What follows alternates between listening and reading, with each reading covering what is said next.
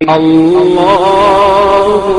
اللہ اللہ اللہ اللہ اسے کہتے ہیں۔ رب کے معنی تو پالن ہار کے آتے ہیں، لیکن رب حقیقتاً کسے کہا جاتا ہے؟ جس کے اندر تین باتیں جمع ہوں اسے رب کہا جاتا ہے۔ پہلی بات تو وہ عدم سے وجود بخشنے والا ہو، نیست سے ہست کرنے والا ہو، یعنی کسی چیز کا وجود نہیں، اس کا کوئی ماڈل اور نمونہ نہیں، اور پھر بھی وہ اس کو وجود بخش دے تو اسے رب کہا جاتا ہے۔ پروردگار عالم نے ہمیں وجود بخشا ہے۔ حضرت آدم علیہ السلام کو اللہ تعالیٰ نے آدم سے وجود بخشا ہے۔ کوئی تو ان سے پہلے نہیں تھا، کوئی ماڈل نہیں تھا، کوئی نمونہ نہیں تھا۔ اللہ تعالیٰ آدم سے وجود بخشا کرتے ہیں، نیست سے ہست کیا کرتے ہیں۔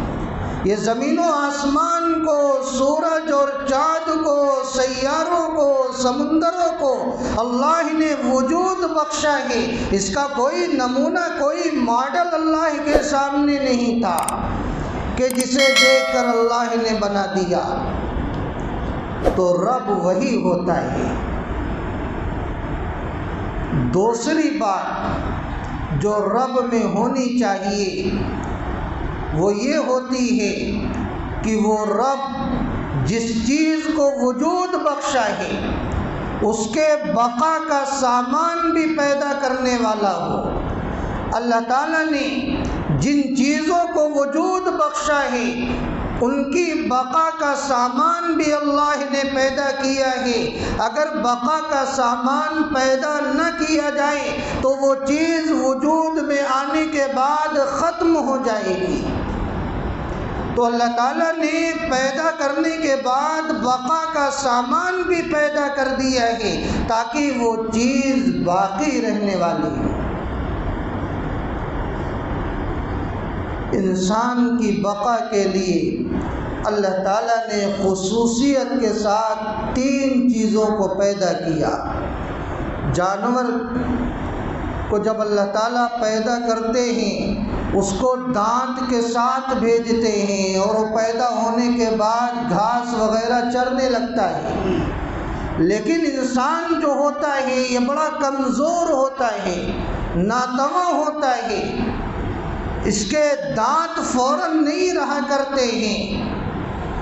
تو اللہ تعالیٰ اس کی بقا کا سامان خصوصیت کے ساتھ تین چیزوں کو بناتے ہیں۔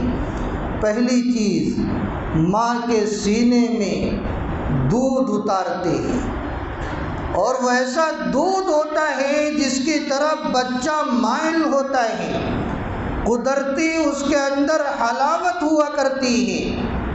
اللہ تعالیٰ اس دودھ کو اسی وجہ سے اتارتے ہیں تاکہ وہ دودھ بچے کی بقا کا سامان ہو جائے۔ یہ تو پہلی چیز ہوتی ہے۔ دوسری چیز، اس بچے کو اللہ تعالیٰ فطری طور پر چوسنے اور نگلنے کی صفت دیتے ہیں۔ وہ بچہ ماں کی چھاتی سے دودھ چوستا ہے، استفادہ کرتا ہے اور پھر اسے نگل لیتا ہے۔ یہ دو چیزیں بچے کو کون سکھاتا ہے؟ اللہ تعالیٰ اسے سکھا کر بھیجتے ہیں کہ تمہیں کس طرح چوسنا ہے اور کس طرح نگلنا ہے۔ اگر اللہ تعالیٰ اس بچے کو سکھا کر نہ بھیجتے تو کون اس دنیا کے اندر ڈاکٹر تھا جو اس چھوٹے سے بچے کو چوسنا سکھاتا اور نگلنا سکھاتا؟ پوری دنیا کے لوگ حیران ہو جاتے اور اس بچے کو باقی نہیں رکھ سکتے تھے۔ اللہ تعالیٰ نے اس بچے کو پیدائشی ایسا بنا دیا ہے کہ وہ بچہ دنیا میں آتا ہے اور چوسنے کا ہنر لے کر آتا ہے اور نگلنے کا ہنر لے کر آتا ہے اور ماں کے دودھ کو چوستا ہے اور اپنی حلق کے نیچے اسے اتارتا ہے۔ تیسری چیز جو بقا کا سامان اللہ تعالیٰ اس بچے کو، اس انسان کو عطا فرماتے ہیں، وہ اس بچے کو رونا سکھاتے ہیں۔ وہ بچہ دنیا میں آتا ہے تو روتا ہے، چلاتا ہے، وہ رو کر یہ بتلاتا ہے گھبراؤ نہیں، میں زندہ ہوں، صحیح سالم ہوں۔ یہ رونا کون سکھایا ہے؟ کیا کسی بندے کے اندر یہ طاقت تھی کہ بچے کو رونا سکھاتا اور وہ بچہ رو رو کر یہ بتلاتا کہ میں زندہ ہوں یا مجھے تکلیف ہے؟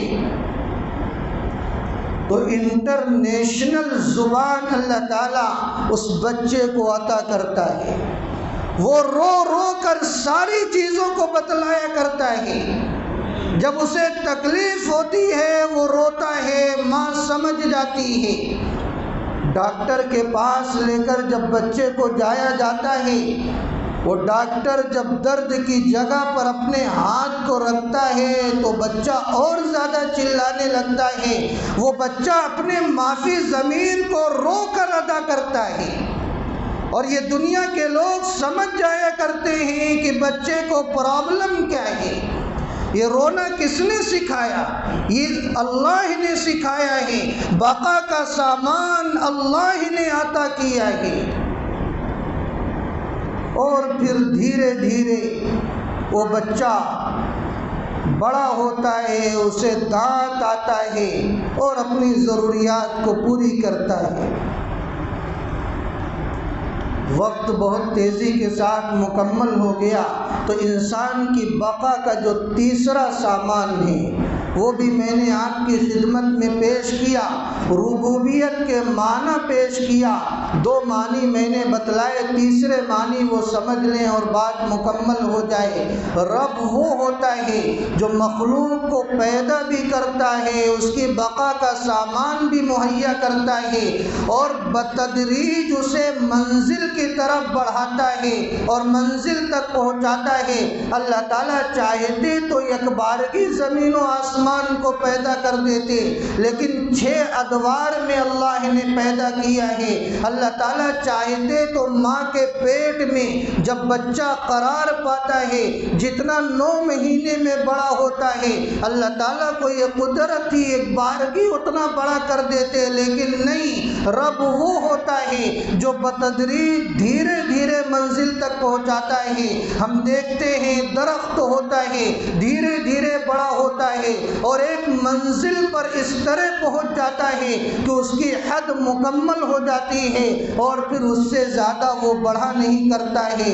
تو یہ رب کے معنی میں نے آپ کو بتلائے ہیں۔ انشاءاللہ اگلی مجلس میں اسی سورہ فاتحہ کی دوسری اور تیسری صفت کا ذکر ہوگا۔ اللہ تعالیٰ شانہ ہم سب کو حسن عمل کی توفیق عطا فرمائے۔ آمین وآخر دعوانا ان الحمد للہ رب العالمین۔